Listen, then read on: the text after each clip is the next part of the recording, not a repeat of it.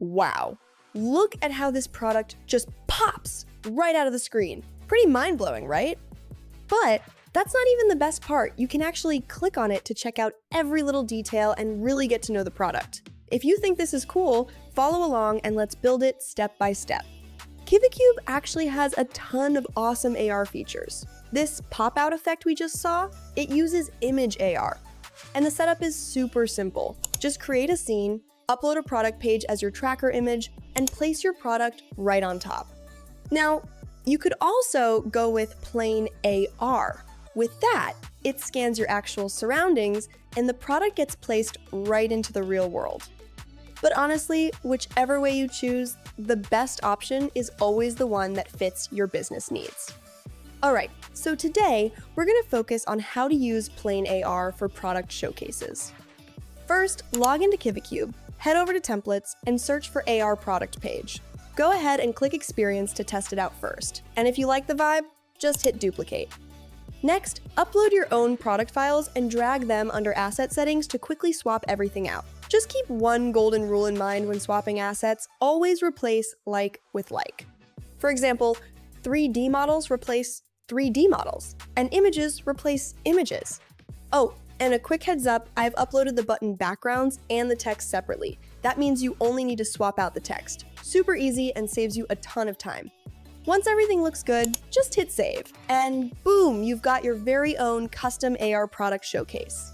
To fully master the whole creation process, let's dive right in and keep going. Go ahead and click New Scene Plus. Choose Plain AR. Give your scene a quick name, and then hit Create Now. Next, over on the left side, you'll see all the asset types that Kivicube supports. Just select the asset type you need, upload your files, and you're good to go. Next, just drag your assets one by one into the grid editor.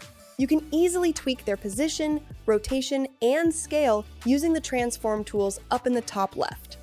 Here's a quick pro tip. This grid right here is basically the ground in the real world. So when you drag an asset in, its size under layout is exactly how big it'll look in real life. Now that you know this little trick, let's start placing our assets. Alright, this is what it looks like once everything is placed. Notice how some of the assets are overlapping a bit and looking cluttered? No worries! We can just click Group at the top to group them together. Then, you can select the whole group and hit Hidden in Canvas.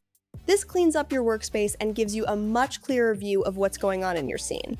Want to make your AR experience feel more alive? We can do that by adding some animations to our assets. If the model you uploaded already has built-in animations, for example, this drone right here has two clips called Start and Loop. We can just click Model to control exactly how they play. First, let's give this animation action a name. Under Action Setting, select the Start animation for our drone, and we'll set the trigger to Scene Start. That way, as soon as the scene opens, it kicks off automatically.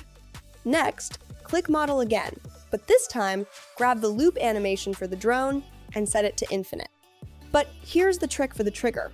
We're going to set it to trigger when the drone start animation stops. This ensures a flawless transition into a smooth, endless loop. And hey, even if you don't know how to make animations, no worries at all. You can easily bring your assets to life using Kivicube's animations. All you need to do is select a single asset or a whole group, hit the plus sign under Animation, and give it a name. First, choose your animation type under Type, and then pick the effect you want from Select Built-in Animation. You can even check a box to decide whether you want it to loop or not. Finally, just set up the trigger condition for the animation, and you're good to go. The whole point of making an AR product showcase is to let users get up close and personal with the details. By setting up AR interactions, your users can click around to explore more about the product. It's super simple to do, so let's dive right into it. Let's use an example. When you click the Explore button, three other buttons appear: Specs, Features, and Gallery. First, let's group those three buttons together and name it. Next, hit Visibility, set the button group to Invisible, and set the trigger to Scene Start. This keeps them hidden when the experience begins. Then, click Visibility again, but this time, set the group to Visible, and set the trigger to when Explore is clicked.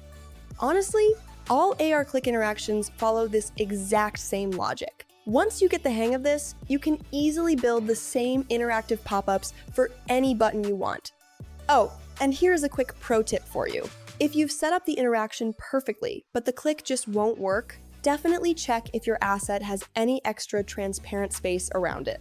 When that happens, just use crop transparency to automatically trim those blank pixels. It's a lifesaver and fixes the click issue instantly. Once your scene is all wrapped up, just hit save and share.